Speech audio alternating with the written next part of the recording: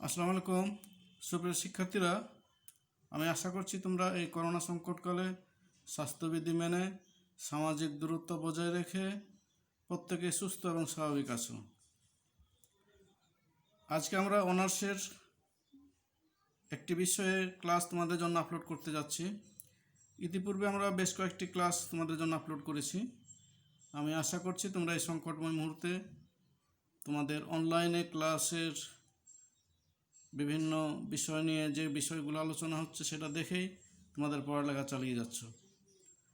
আজকে আমি তোমাদেরকে সমাজকর্ম ক্লাসে স্বাগত জানাচ্ছি এবং অনুরোধ করব এই ক্লাসের সর্বশেষ অংশ পর্যন্ত তোমরা এই ভিডিওটি দেখবে এবং এইভাবে তোমাদের অনলাইনের ক্লাসের মাধ্যমে তোমাদের পড়ালেখা চালিয়ে যাবে।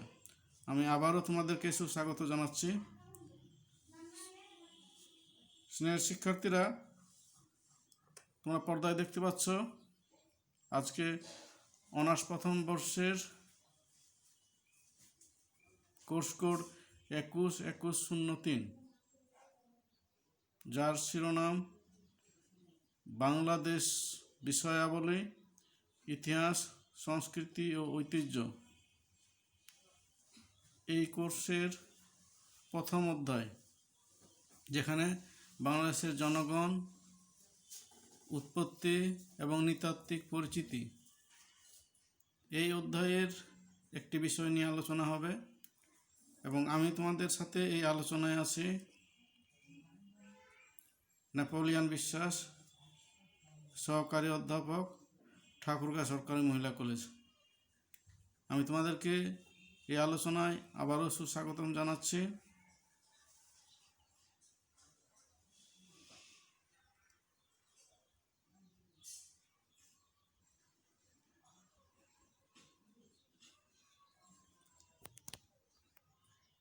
সুপ্রিয় শিক্ষার্থীরা, পর্দায় তোমরা দেখতে পাচ্ছ আজকে যে বিষয়ে আলোচনা হবে ব্রিটিশ শাসন আমলে আমাদের বাংলার আর্থসামাজিক ইতিহাস।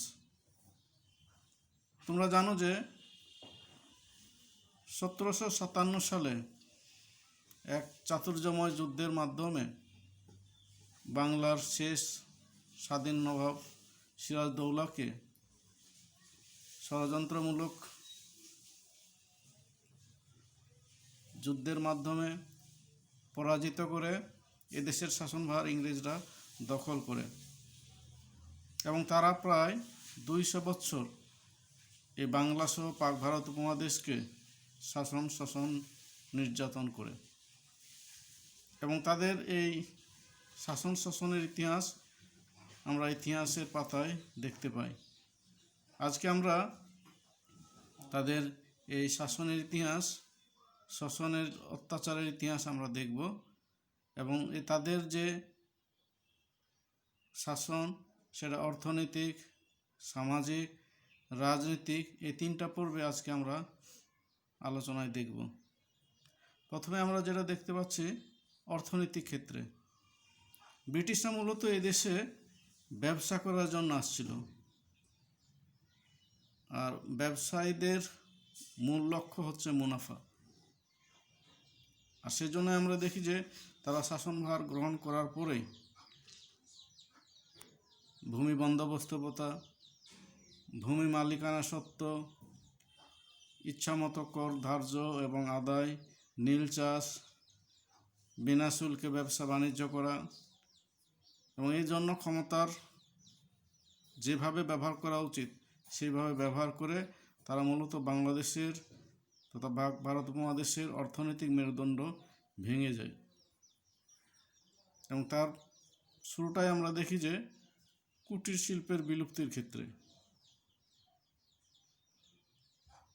তারা যখন এই পাক ভারত উপমহাদেশ শাসনভার নেয় তখন কিন্তু ইংল্যান্ডে শিল্প বিপ্লব চলছিল। তৎকালে তাদের কলকারখানায় স্বল্প সময়ে অনেক বেশি পণ্য উৎপাদিত হচ্ছিল, যেগুলো তারা এই দেশে নিয়ে আসে ইচ্ছা মতন তারা মূল্য নির্ধারণ করে বিক্রয় করতে থাকে। ফলে দেখা যায় যে এই দেশে উৎপাদিত পণ্য বা বিভিন্ন ধরনের উৎপাদিত সেবা সামগ্রী এগুলো আর বিক্রয় হয় না, কিন্তু সেই দেশের পণ্য এই দেশে খুব দ্রুততার সাথে বিক্রি হতে থাকে এবং তারা মূলত বিনা শুল্কে এই দেশে তাদের পণ্য নিয়ে আসে। অপরপক্ষে আমাদের দেশ থেকে উৎপাদিত পণ্য তারা সেই দেশে নিয়ে যাওয়ার ক্ষেত্রে উচ্চ শুল্ক ধার্য করে, ফলে আমাদের দেশের পণ্য আর সেই দেশে যেতে পারে না। একইভাবে তাদের পণ্যের উৎপাদনের জন্য কাঁচামাল প্রয়োজন এবং সেই কাঁচামাল পাওয়ার ক্ষেত্রে নীল একটি গুরুত্বপূর্ণ বিষয়। তারা আমাদের দেশের কৃষকদেরকে নীল চাষে বাধ্য করে। এইভাবে দেখা গেছে যে আমাদের দেশের উৎপাদিত পণ্য বিক্রয় না হওয়া, পাশাপাশি তাদের পণ্য এই দেশে বিক্রয় হওয়া, এ কারণে আমাদের দেশে এই পণ্য উৎপাদনের সাথে যারা জড়িত, বিক্রয়ের সাথে যারা জড়িত, তারা বেকার হয়ে পড়ে যায়, ফলে আমাদের দেশে বেকারত্ব বৃদ্ধি পায়। সেটা আমরা ইতিহাসের বিভিন্ন পুস্তকে আমরা সেটা পেয়ে থাকি। এক্ষেত্রে যেমন ডক্টর কালীকিঙ্কর দত্ত বলেন, আলীবর্দীর আমল থেকে বাংলার অর্থনৈতিক অবক্ষয় আরম্ভ হয়। পরবর্তীতে পলাশির যুদ্ধ শেষে ইস্ট ইন্ডিয়া কোম্পানির অত্যাচারে বাংলার মানুষের অর্থনৈতিক অবস্থা দ্রুত অবনতির দিকে ধাবিত হয়। এ প্রসঙ্গে প্রখ্যাত ঐতিহাসিক উইলিয়াম বেন্টিং বলেন, কোম্পানির কর্মচারী ও গোমস্তাদের ধ্বংসকারী আচরণ বাংলার শিল্পের ধ্বংসকে দ্রুততর করে, কিন্তু জবরদখলকারী নবাব আলীবর্দীর আমলে এই ধ্বংসের সূচনা হয়। তাহলে আমরা দেখতে পাচ্ছি যে মূলত আলীবর্দী খান আমলে যে বাংলার অবক্ষয় শুরু হয় সেটা কিন্তু ইংরেজদের আমলে আরও ব্যাপক আকারে ধ্বংস হতে থাকে এবং আস্তে আস্তে অর্থনৈতিকভাবে আমাদের এদেশের কৃষক সম্প্রদায়, শ্রমিক সম্প্রদায়, জেলে সম্প্রদায়, বিভিন্ন পেশাজীবী সম্প্রদায় তাদের অর্থনৈতিকভাবে পঙ্গু হতে থাকে, ফলে তারা দিন দিন বেকার এবং মানবেতর জীবনযাপনে বাধ্য হয়। শিক্ষার্থীরা, তোমরা পর্দায় দেখতে পাচ্ছ যে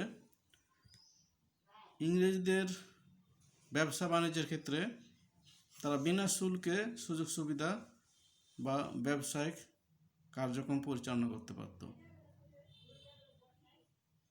একইভাবে তারা ইংল্যান্ড থেকে এদেশে যে পণ্য নিয়ে আসে তা অবাধে এবং একচেটিয়াভাবে ব্যবসা বাণিজ্য করার তারা সুযোগটা নেয়, আর এর ফলে আমাদের দেশের উৎপাদিত পণ্য বিক্রয় হতে পারে না, বাজার তার হারাতে থাকে এবং এই বাজারটি আস্তে আস্তে ইউরোপিয়ানদের হাতে চলে যায়, ইংরেজদের হাতে চলে যায় এবং এই দেশটি আস্তে আস্তে তাদের উপনিবেশে পরিণত হয়।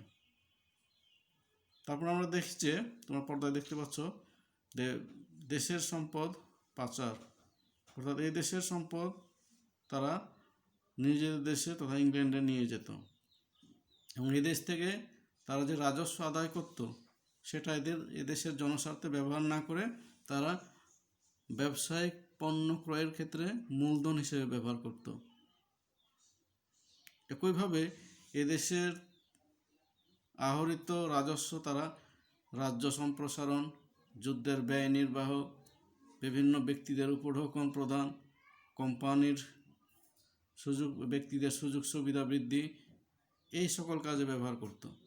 অর্থাৎ জনস্বার্থে তারা এগুলো ব্যবহার না করে নিজেদের ব্যবসায়িক স্বার্থে, নিজেদের সাম্রাজ্যবাদী মনোভাব উদ্ধারের স্বার্থে এই কাজগুলো তারা করত।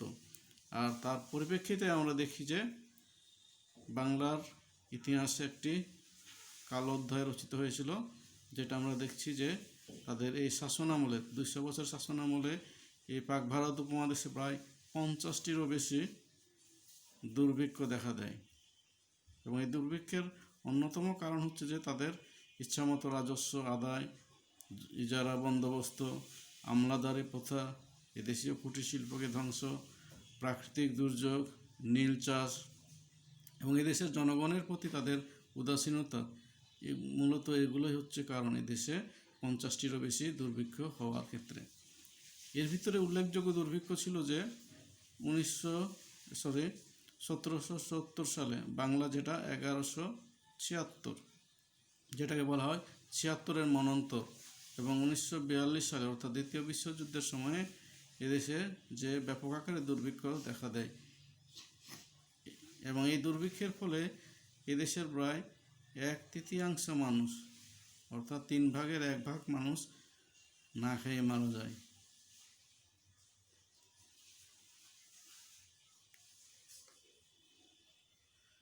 সুপ্রিয় শিক্ষার্থীরা, তারপরে তোমরা পর্দায় দেখতে পাচ্ছ যে জমিদারি প্রথার প্রবর্তনের ক্ষেত্রে অর্থাৎ চিরস্থায়ী বন্দোবস্ত প্রবর্তন সংক্রান্ত তথ্য এখানে আছে। তোমরা লর্ড কর্নওয়ালিসের নাম শুনে থাকতে পারো, যিনি 1786 সালে গভর্নর জেনারেল হয়ে এই দেশে আসেন এবং রাজস্ব আদায়ের ক্ষেত্রে একটা নতুন পরিকল্পনা উনি বাস্তবায়ন শুরু করেন। সে পরিকল্পনাটি ছিল 10 সালা বন্দোবস্ত প্রথা, এবং এর পরিপ্রেক্ষিতেই দেখা যায় যে 1793 সালে বহুল আলোচিত কুখ্যাত চিরস্থায়ী বন্দোবস্ত প্রথা চালু করেন। এবং এই চিরস্থায়ী বন্দোবস্ত প্রথা চালু হওয়ার পরে দেখা গেছে যে এই জমির মালিকানা জমিদারের হাতে চলে যায়, এবং এই প্রথাগত বা পূর্বের যে জমিদারগণ ছিলেন তারা আস্তে আস্তে বিলুপ্ত হতে থাকে এবং নতুন ধনিক শ্রেণীর তথা নতুন জমিদার শ্রেণীর উদ্ভব ঘটে। একইভাবে এই কৃষককুলের কাছ থেকে কর আদায়, এই কাজগুলো করা, তাদেরকে জবরদখল করা, তাদেরকে অত্যাচার করার জন্য মধ্যস্বত্ব শ্রেণীর উদ্ভব ঘটে।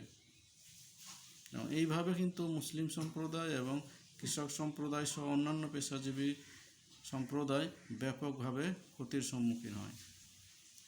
সুপ্রিয় শিক্ষার্থীরা, তোমরা দেখতে পারছো যে এই পাক ভারত উপমহাদেশে ব্রিটিশ শাসন আমলের সময়ে অর্থনৈতিক ক্ষেত্রে একটা ব্যাপক এবং সুদূর প্রসারী নেতিবাচক অবস্থা বিরাজ করছিল। এরপরেও কিছু উল্লেখযোগ্য অগ্রগতি হয়েছিল, যেমন যোগাযোগ ক্ষেত্রে উন্নয়ন ঘটেছিল। ব্যবসা বাণিজ্য, শিল্প কলকারখানা গড়ে ওঠার এই কারণে বিভিন্ন শহর, নগর, বন্দর গড়ে ওঠে, এবং এই পণ্য আনা নেওয়া, পণ্য বাজারে পাঠানো, এই সকল কাজের জন্য আবার রাস্তাঘাট, রেলপথ, ডাক ও টেলিগ্রাফ ব্যবস্থার উন্নতি সাধিত হয়। আবার এক্ষেত্রে পরবর্তীতে আমরা দেখি যে একক এবং অভিন্ন মুদ্রা ব্যবস্থা গড়ে ওঠে। অর্থাৎ যোগাযোগের ক্ষেত্রে আধুনিকতার একটা ছোঁয়া এ সময় আমরা দেখতে পাচ্ছি।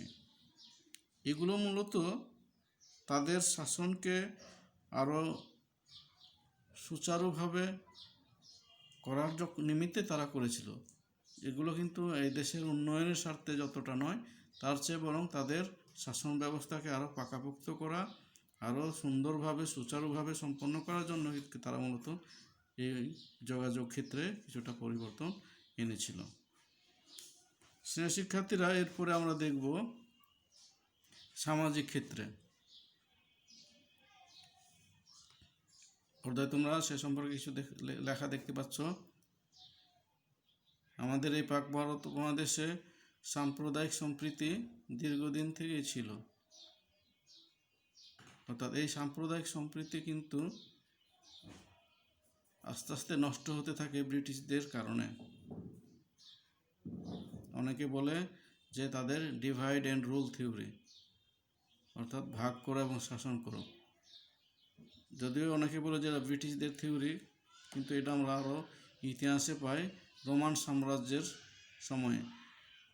তারা বিভিন্ন উপজাতিদের মধ্যে, বিভিন্ন উপনিবেশিক অংশের মধ্যে বিরোধ লাগিয়ে রাখতো, এবং তারা এই নীতিকে তারা বলতো ডেভিডো এট এম্পেরোরো। এই নীতি পরবর্তীতে ইংরেজরা ভাগ করো এবং শাসন করো, ডিভাইড অ্যান্ড রুল নীতিতে পরিণত করে। তাই আমরা দেখছি যে হিন্দু মুসলিমদের মধ্যে বৈরী মনোভাব তৈরি করেছিল, যাতে তারা যেন একতাবদ্ধ হয়ে তাদের বিরুদ্ধে দাঁড়াতে না পারে। অর্থাৎ এই পাক ভারত উপমহাদেশে সাম্প্রদায়িক সম্প্রীতি নষ্ট করার কাজটি তারা করেছিল। একইভাবে আমরা দেখছি যে সামাজিক প্রতিপত্তি হ্রাস, অর্থাৎ এই পাক ভারত উপমহাদেশে তারা মূলত মুসলিম শাসকদের কাছ থেকে ক্ষমতা দখল করে, এবং এই ক্ষমতা দখল করার পরে মুসলিমদের সাথে তাদের একটা ব্যবধান সৃষ্টি হয়। অপরদিকে হিন্দু সম্প্রদায় তারা বিভিন্ন শিক্ষা দীক্ষা সুযোগ সুবিধা জ্ঞান বিজ্ঞান এগুলো চর্চার মাধ্যমে আস্তে আস্তে ইংরেজদের পাশে আসতে থাকে, কিন্তু মুসলিম সম্প্রদায় আস্তে আস্তে পিছিয়ে যেতে থাকে, তাদের প্রভাব প্রতিপত্তি হ্রাস পেতে থাকে। আর এই প্রসঙ্গে আমরা প্রখ্যাত ঐতিহাসিক উইলিয়াম হান্টার তার দ্য ইন্ডিয়ান মুসলিম, তার বিখ্যাত গ্রন্থ দ্য ইন্ডিয়ান মুসলমান গ্রন্থে বলছেন, কয়েক শতাব্দী ধরে শাসন ক্ষমতায় থেকেও মাত্র 50-60 বছরের ইংরেজ শোষণের ফলে মুসলমানগণ সেনাবাহিনী থেকে বিতাড়িত হয়ে জমিদারি, লাখেরাজ ও ওয়াকফ সম্পত্তি থেকে বঞ্চিত হয়ে এবং সর্বশেষ অফিস আদালত থেকে বিতাড়িত হয়ে একটি অশিক্ষিত, অনুন্নত ও দরিদ্র কৃষক সমাজে পতিত হন। এই গ্রন্থে তিনি আরও বলেন, 100 বছর পূর্বে বাংলাদেশের কোনো মুসলমানের পক্ষে দরিদ্র হওয়া অসম্ভব ছিল, এখন তাদের পক্ষে ধনী থাকা প্রায় অসম্ভব। অর্থাৎ এই মুসলিম শাসন শেষ হওয়ার পর ইংরেজ শাসন শুরু হওয়ার পরে মুসলিম সম্প্রদায় আস্তে আস্তে দরিদ্র, নিরক্ষর এবং প্রভাব প্রতিপত্তিহীন জাতিতে পরিণত হয়। তারপর আমরা দেখি যে সামাজিক ক্ষেত্রে বিভিন্ন ধর্মীয় এবং সমাজ সংস্কার ঘটে। যেমন তোমরা অনেকেই জানো যে এই পাক ভারত উপমহাদেশে ব্রিটিশ শাসনের সময় মুসলিম সম্প্রদায়কে এগিয়ে নেওয়ার লক্ষ্যে তাদেরকে জ্ঞান এবং বিজ্ঞানের সাথে পরিচিত করার লক্ষ্যে আলীগড় আন্দোলন, যেটি স্যার সৈয়দ আহমদ খান, ফরায়েজি আন্দোলন, হাজী শরীয়তুল্লাহ প্রমুখ ব্যক্তিদের সাহায্যে এই ধরনের আন্দোলনগুলো গড়ে ওঠে। পরবর্তীতে এই আন্দোলনগুলোর মাধ্যমে মুসলিম সম্প্রদায় এর পরিবর্তন ঘটে, তাদের চিন্তা চেতনা, জ্ঞান বিজ্ঞান এর ক্ষেত্রে উন্নতি সাধিত হয়। একইভাবে আমরা হিন্দু সম্প্রদায়ের ভিতর দেখি যে রাজা রামমোহন রায় কর্তৃক সতীদাহ প্রথা উচ্ছেদ, তারপরে ঈশ্বরচন্দ্র বিদ্যাসাগর কর্তৃক বিধবা বিবাহ, তারপরে রাজা রামমোহন রায়ের এবং অন্যান্য ব্যক্তিদের সহায়তায় ব্রাহ্ম সমাজ প্রতিষ্ঠা, এই সকল কাজগুলোর মাধ্যমে মূলত এই পাক ভারত উপমহাদেশে সমাজ সংস্কার কার্যক্রমগুলো সংগঠিত হয়। এবং এছাড়াও কিছু কিছু ইংরেজ শাসক যেমন লর্ড উইলিয়াম বেন্টিক তিনি সতীদাহ প্রথা নিষিদ্ধকরণ ও কন্যা সন্তান বিসর্জন রোধ করার ক্ষেত্রে ভূমিকা রাখে। একইভাবে 1856 সালে লর্ড ডালহৌসি কর্তৃক হিন্দু বিধবা বিবাহ আইন প্রণয়ন, লর্ড হার্ডিং কর্তৃক 1895 সালে শিশু সন্তান হত্যা ও নরবলি প্রথা নিষিদ্ধকরণ, হিন্দু নারীদের জন্য সম্পত্তি অধিকার আইন প্রণয়ন, এই কাজগুলো করে সমাজ এবং ধর্মীয় ক্ষেত্রে একটা ইতিবাচক পরিবর্তন আনেন। কিন্তু আশা করি তোমরা এগুলো অনুধাবন করতে পারছো। পাশাপাশি দেখি যে এই ব্রিটিশ আমলে কিন্তু জ্ঞান বিজ্ঞান এর চর্চা এবং আধুনিক শিক্ষা ও এই সংক্রান্ত বিষয়ে শিক্ষা সচেতনতা বৃদ্ধি পায়। পূর্বে বলছিলাম যে বিভিন্ন ধরনের সমাজ সংস্কার আন্দোলনগুলো, যেমন আলীগড় আন্দোলন, মোহামেডান লিটার্স আন্দোলন, ব্রাহ্ম সমাজ, হ্যাঁ, এই সকল আন্দোলনের মাধ্যমে এই পাক ভারত উপমহাদেশে জনগণের মাঝে, পিছিয়ে পড়া সম্প্রদায়গুলোর মাঝে জ্ঞানের প্রতি আগ্রহ সৃষ্টি হয় এবং তারা শিক্ষা সম্পর্কে আগ্রহ প্রকাশ করে শিক্ষিত হতে থাকে। এবং তারই পরবর্তীতে আমরা দেখি যে বাংলা ভাষা ও সাহিত্যের পরিবর্তন আসে, উন্নয়ন ঘটে।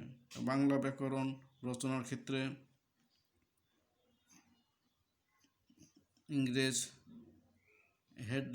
হেডলি যিনি বাংলা ব্যাকরণ রচনা করেন, একইভাবে বিভিন্ন শাসক যেমন লর্ড ওয়ারেন হেস্টিং ভারতের শিক্ষা প্রসারে প্রধান পৃষ্ঠপোষক হিসেবে কাজ করেন। তিনি কলকাতা মাদ্রাসা, রয়্যাল এশিয়াটিক সোসাইটি প্রতিষ্ঠা করেন। একইভাবে আমরা দেখি যে 1800 সালে কলকাতায় ফোর্ট উইলিয়াম কলেজ, 1816 সালে হিন্দু কলেজ ও শ্রীরামপুর কলেজ, 1835 সালে কলকাতা মেডিকেল কলেজ ও মুম্বাই এফিস্টন ইনস্টিটিউট স্থাপিত হয়। এছাড়াও দেখি যে 1859 সালে বেথুন কলেজ প্রতিষ্ঠিত হয়। এই সকল প্রতিষ্ঠানগুলো বাংলার শিক্ষা প্রসারে, জ্ঞান বিজ্ঞান প্রসারে বিশেষ ভূমিকা রেখেছিল। এছাড়াও আমরা দেখি যে উইলিয়াম কেরির নেতৃত্বে বাংলা গদ্যের বিকাশ সাধিত হয় এবং ব্রিটিশ আমলে কিন্তু এদেশে প্রথম কবি সাহিত্য ও লেখকদের আবির্ভাব ঘটে এবং বিভিন্ন গ্রন্থ বের হয়। তা সেই শিক্ষার্থীরা, তোমরা বুঝতে পারছো যে আস্তে আস্তে এই মুসলিম সম্প্রদায়ের পাশাপাশি অন্যান্য সম্প্রদায় জ্ঞান বিজ্ঞানের ক্ষেত্রে একটা পরিবর্তন কিন্তু আমরা ব্রিটিশ আমলের শেষের দিকে আমরা দেখতে পাই। এবং তার পরিপ্রেক্ষিতে আমরা দেখি যে পরবর্তীতে এই পাক ভারত উপমহাদেশ আস্তে আস্তে ব্রিটিশদের কবল থেকে রক্ষা করা সম্ভব হয়েছিল। সেটা আমরা পরবর্তীতে দেখব যে রাজনৈতিক ক্ষেত্রে। সুপ্রিয় শিক্ষার্থীরা,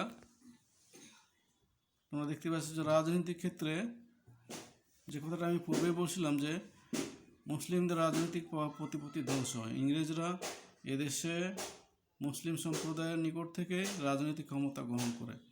স্বভাবতই তাদের রাজনৈতিক প্রভাব প্রতিপত্তি নষ্ট হয়ে যায় এবং তারা জ্ঞান বিজ্ঞান থেকে পিছিয়ে যেতে থাকে।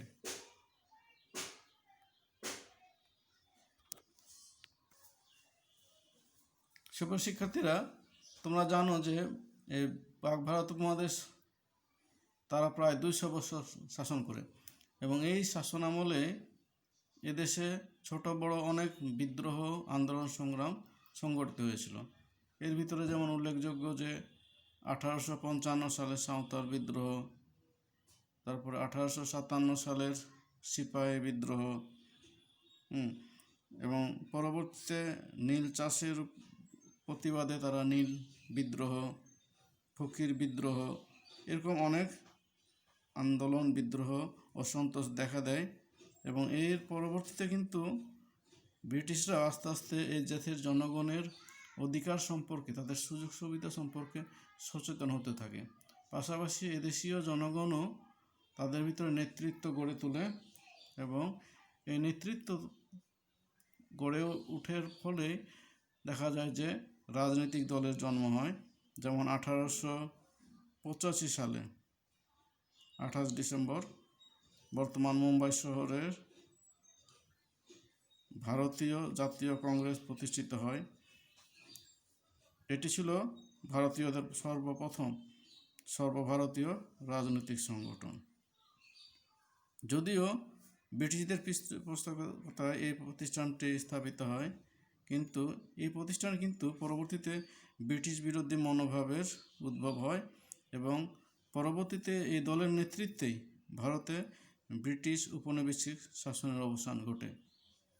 তারপর আমরা দেখি যে এই কংগ্রেসের পরবর্তীতে আরও মুসলিম জনগোষ্ঠীর অধিকার এবং সামাজিক রাজনৈতিক সুযোগ সুবিধা আদায়ের লক্ষ্যে 1906 সালে মুসলিম লীগের জন্ম হয়।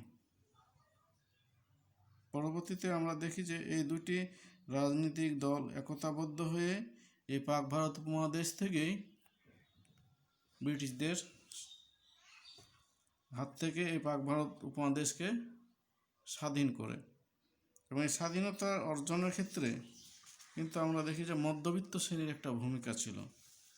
শ্রেণীর শিক্ষার্থী সর্বদা প্রশ্ন আসতে পারে যে মধ্যবিত্ত শ্রেণী কী বা কারা।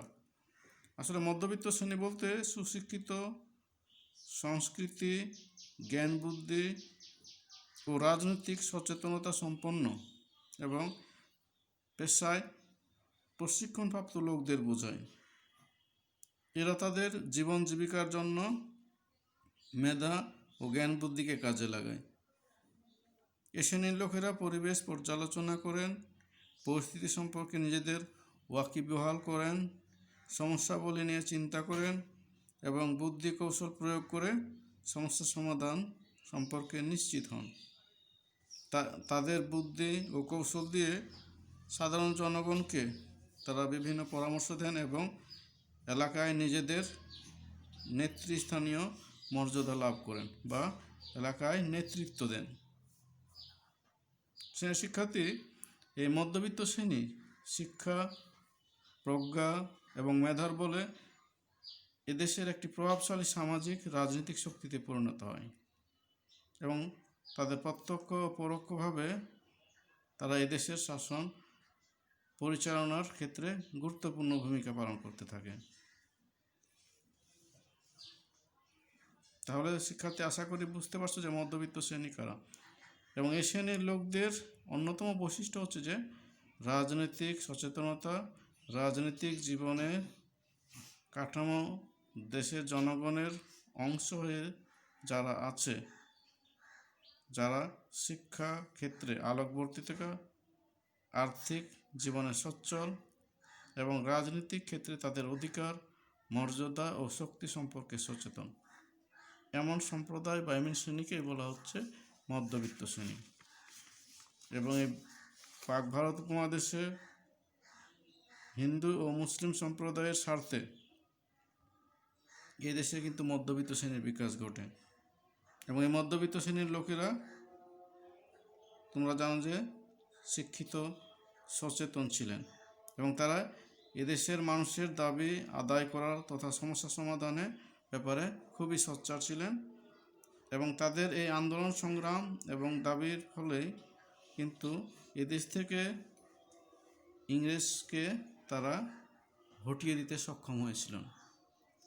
তো সুপ্রিয় শিক্ষার্থী, আশা করি তোমরা আজকের ক্লাস থেকে এই পাক ভারত উপমহাদেশে ব্রিটিশ শাসনামলের যে অর্থনৈতিক, সামাজিক, রাজনৈতিক অবস্থা বিরাজ করছিল তোমরা আশা করি এটা বুঝতে পেরেছ। যথারীতি এরপরে তোমাদের জন্য এই আলোচনার উপর ভিত্তি করে সম্ভাব্য প্রশ্ন তোমাদের জন্য আসে। তার আগে একটি কথা বলে দিচ্ছি যে তোমরা একটা ছবি দেখতে পাচ্ছ, যে শিকল ভাঙার ছবি। এটা একটা প্রতীকী ছবি যে রাজনৈতিক ক্ষেত্রে আমরা কিন্তু এই মধ্যবিত্ত শ্রেণীর মাধ্যমে রাজনৈতিক ক্ষেত্রে আমরা এদেশের ব্রিটিশদের শিকলকে মুক্ত করতে বা ভেঙে ফেলতে পেরেছি, সেটা এই প্রতীকী ছবি তোমরা এখানে দেখতে পাচ্ছ। আশা করি ছবিটি তোমাদের জন্য ভালো অনুভূতির সৃষ্টি করবে। এই কথাটি বলছিলাম শিক্ষার্থীরা, যথারীতি তোমাদের জন্য এই কোশ্চিন থাকছে যেটি এই অধ্যায়ে আলোচনা হয়েছে, যে বিষয়টি তার আলোকে এই কোশ্চিনগুলো তোমাদের পরীক্ষাতে থাকতে পারে এবং যে বিষয়গুলো আলোচনা হলো সেটার আলোকে তোমরা আশা করছি প্রশ্নের উত্তর দান করতে পারবে। সুপ্রিয় শিক্ষার্থীরা, তোমরা কোশ্চিনগুলো ভালো করে দেখে নাও। এছাড়াও তোমাদের পাঠ্য বইয়ে এই ধরনের আরও কিছু প্রশ্ন আছে, এগুলো অবশ্যই তোমরা ভালো মতো পড়বে এবং এই ইতিহাসগুলো জানবে। আর ইতিহাস জানার মাধ্যমে কিন্তু আমরা আমাদের দেশকে জানবো এবং এই দেশকে জানার মাধ্যমে কিন্তু আমাদের মধ্যে দেশপ্রেম জেগে উঠবে। আর দেশপ্রেম ছাড়া কিন্তু দেশের উন্নয়ন বা মঙ্গল সাধন সম্ভব নয়। তাই আমাদেরকে অবশ্যই আমাদের দায়িত্ব অর্থাৎ পড়ালেখা সেটা যথাযথভাবে করতে হবে, দেশকে জানতে হবে, দেশের সংস্কৃতি, দেশের ঐতিহ্য এগুলোকে লালন করতে হবে, ধারণ করতে হবে, চর্চা করতে হবে। তাহলে সুপ্রিয় শিক্ষার্থীরা, আজকে আলোচনা এ পর্যন্তই থাক। তোমরা এই ক্লাসটি দেখেছো, এই জন্য তোমাদেরকে ধন্যবাদ জানাই। সামনে আমাদের অনেক পথ, আমাদেরকে সুদীর্ঘ পথ যেতে হবে দেশ জাতির মঙ্গলার্থে। আর সামনে আমাদেরকে যেহেতু অনেক দূর যেতে হবে, তাহলে এই মহামারী করোনা সংকটকে মোকাবেলা করতে হবে। এই জন্য প্রত্যেককে সচেতন হতে হবে, স্বাস্থ্যবিধি মানতে হবে, মাস্ক পরতে হবে, সামাজিক দূরত্ব বজায় রাখতে হবে। আমরা নিজেরা সচেতন হব, অন্যদেরকে সচেতন করব। পাশাপাশি আমাদের সামর্থ্য অনুযায়ী আমাদের আশেপাশে যারা দরিদ্র বিপন্ন মানুষ আছে তাদেরকে সহায়তা করব। তোমাদের প্রত্যেককে ধন্যবাদ জানিয়ে প্রত্যেকের সুস্বাস্থ্য ও মঙ্গল কামনা করে আজকের ক্লাসের এখানেই সমাপ্তি টানছি। প্রত্যেকে ভালো থাকো। ধন্যবাদ।